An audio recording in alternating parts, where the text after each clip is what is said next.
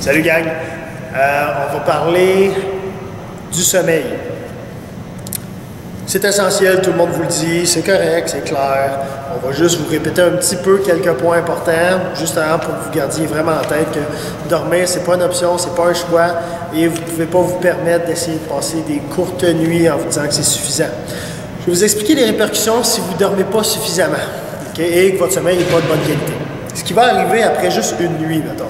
Fait que là, une journée, on dort mal, le lendemain, ça peut nous arriver là, assez régulièrement, c'est correct. Mais le lendemain, on va souffrir, c'est sûr, on va être plus irritable, c'est sûr, on va être plus sensible aussi, plus émotionnel, c'est normal ce sentiment-là. Toutes nos capacités neurologiques, concentration, nos réflexes, notre mémoire, va être affectée immédiatement le lendemain.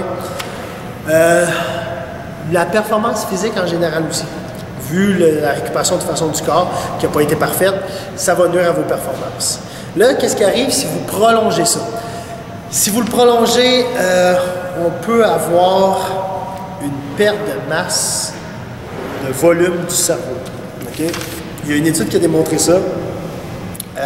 Je trouve ça assez effrayant. Ça veut dire que si vous, pendant longtemps, vous ne dormez pas suffisamment, vous entêtez peut-être à ne pas dormir suffisamment, ou malheureusement vous vivez quelque chose qui vous empêche de dormir suffisamment, là, vous pouvez avoir une diminution de la masse du cerveau. Fait que oui, ça peut avoir des répercussions neurologiques permanentes. OK? Faites attention à ça. Vous augmentez de 4 fois, donc 400%, vos risques d'AVC. Et c'est quelque chose qui ne vous avertira pas quand ça va frapper. Ça arrive d'un coup et c'est fini. On n'a pas de deuxième chance, on n'a pas d'avertissement. Ça augmente beaucoup de choses aussi. Malheureusement, le fait de juste passer une nuit sans dormir bien, on a moins les sentiments de satiété qu'on mange. Fait qu'on a souvent plus une facilité à manger et ça peut être projeté. Donc sur le long terme, malheureusement, les risques d'obésité sont très élevés. C'est beaucoup plus dur pour vous de vous battre avec votre sentiment de dire « OK, je suis plein, je vais arrêter de manger ».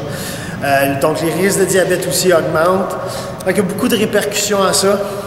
Faites-y attention, portez-y attention, faites votre horaire en conséquence. C'est juste pour vous tenir au courant que les répercussions, même si on vous les répète, ben écoute, il ne faut pas qu'on lâche de vous les dire si jamais vous avez une difficulté avec ça.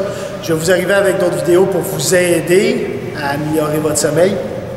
Mais pour le moment, si vous savez déjà ce qui cause votre problématique, votre horaire mal fait, vous n'avez pas le temps de dormir, vous n'avez pas le choix, il faut prendre le temps de dormir.